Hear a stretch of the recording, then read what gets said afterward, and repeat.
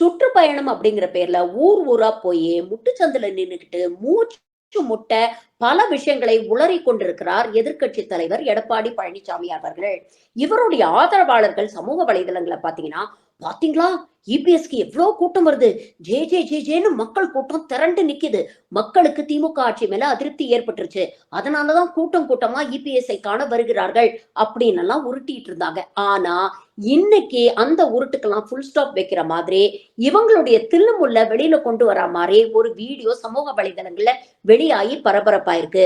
அதாவது இபிஎஸ் போகக்கூடிய இடங்கள்ல அவங்க கட்சிக்காரங்கள் எப்படி பண விநியோகம் பண்ணி கூட்டத்தை திரட்டுறாங்க அப்படிங்கிற வீடியோ தான் இது. புதுக்கோட்டைக்கு இபிஎஸ் போனோம்னா அங்க சுட சுட எடுக்கப்பட்ட வீடியோ. மூட்டை மூட்டையா பணத்தை கட்டிக்கிட்டு சுந்தரா டிராவல்ஸ்ல கிளம்பி போற இபிஎஸ் உடைய தில்லுமுல்லு இன்னைக்கு வெளிச்சத்துக்கு வந்திருக்கு. இதுல ஒரு விஷயம் நாம கவனிக்கணும்.